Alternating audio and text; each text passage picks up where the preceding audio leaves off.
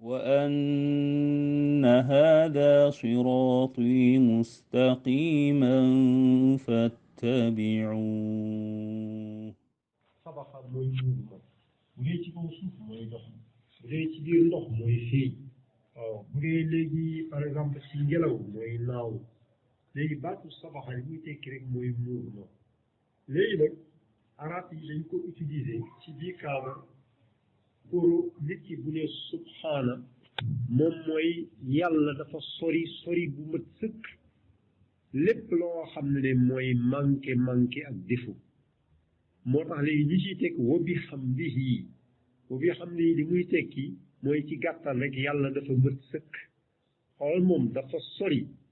lépp luy manqué ak défaut sori subhaana maanaam sori boo xam ne bu mat sëkk loolu moo tax itam moom mu mat sëkk ba nga xam ne moom rek moo yeeyoo bakk ak tagg ak sant parce que leneen lu dul yàlla daa manqué loolu moo tax léegi baat yi bu koy nit ki di wax léegi yàlla rek lay gis dootul gis leneen lu dul yàlla boppam du ko gis keneen itam du rëy ci moom yàlla rek mooy rëy ci moom yàlla lay nekkal mais moom li muy seqal ak mbindeef yi mooy yërmande mais dootul ragal mbindeef dootul yéemu ci mbindeef léegi mbindeef maanaam daal ci gàttal li muy seq ak mbindeef rek mooy yërmande ak maanu jeex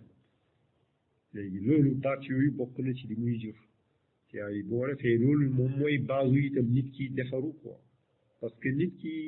xolam bu ajoo ci leneen lu dul yàlla rek buntu yàqute ubbeeku na pour moom loolu mooy yàq xol di aju ci leneen lu dul yàlla te ay yal nañu yàlla defal tawfiq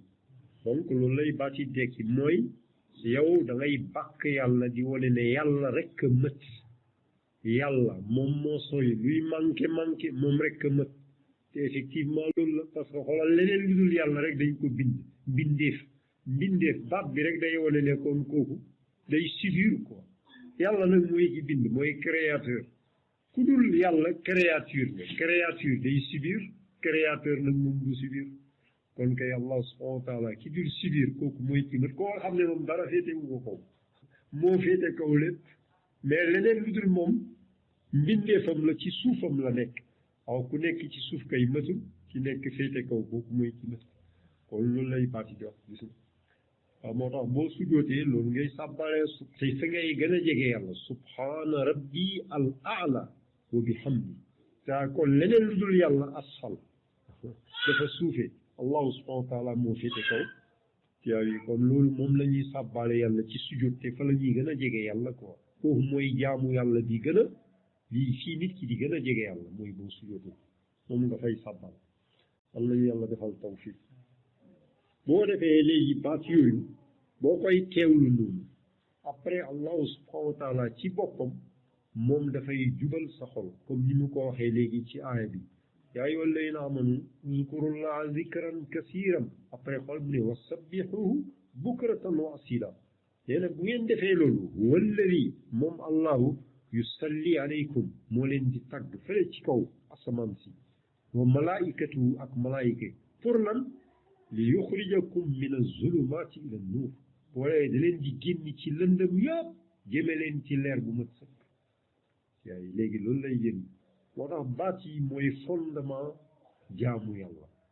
moo tax gis nga malaaka yi moom la leen tànnal ak mbooleen mbindeef yi yëpp moom la ñuy sàbbaale yàlla suuf si asamaan si gelaw bi montagne yi picc yi ila lépp ñu naan subhanallahi wa bihamdi comme ni mu ko waxee ci aay mu ne wa in min cheyin illa yusabbihu bihamdi walakin la tafqahuna tasbihahum après mu ne tusabbihu lahu samawatu sab wa man fihin mu ne asamaan yi juróom-ñaar ak suuf yi juróom-ñaar ñoom dañuy sàbbaal yàlla di wax subhanallahi wa bihamdihi ak lépp li ci seen biir day wax subhanallahi wa bihamdihi waaye mu ne ci gàttal wa in min shay amul dara lu yàlla créé lu dul rek yusabbihu bihamdihi dafay wax subhanallahi wa bihamdihi walakin la tafqahuna tasbihahum mais yéen a dul comprendre seen tasbih moo tax xoolal ci mu nekk nii xoolal suñu yàpp yi suñu deret yi suñu yax yi ñu ngi wax subhanallah wa bihamdihi actuellement mais ñun duñ ko dégg basañ bi xoolal mi ngi koy wax niir yi ñi ngi koy wax ngelaw bi ñuy noyyi mi ngi koy wax lekk bi sax buñ la ko tëbbalee lekk bi ngay lekk da koy wax mais yow doo ko dégg bool bi ngay lekkee daf koy wax sa plume bi ngay bindee da koy wax siis bi da koy wax lépp univers bi yëpp fi mu nekk mi ngi naan subhanallahi wa bihamdihi di riirandoo mais ñun dañu dul dégg loolu léegi nag kon ñun kon waruñu sàgganee loolu moo tax léegi loolu la yonent bi digle mu ne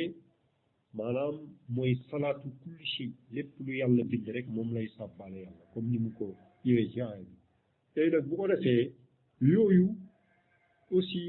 mooy buntu xam-xam ak leer gis nga léegi zikkar yooyu mooy buntu xam-xam bu fekkee nit mi ngi ci sax di ko def léegi yàlla ci boppam bu la génnee ci lëndam moom da lay indi ci leer da lay xamal ko bu ko defee nag nga boole ci nag di jàng Qur'an waaw ngay jàng Qur'an di jàng sunna yonent bi sallallahu alayhi wasallam jàng pratique jàng jëfe wala yàlla nañu yàlla defal tawfiq après woote ci loolu léegi nag loolu noonu na nekk yow sa jubluwaayu dund bii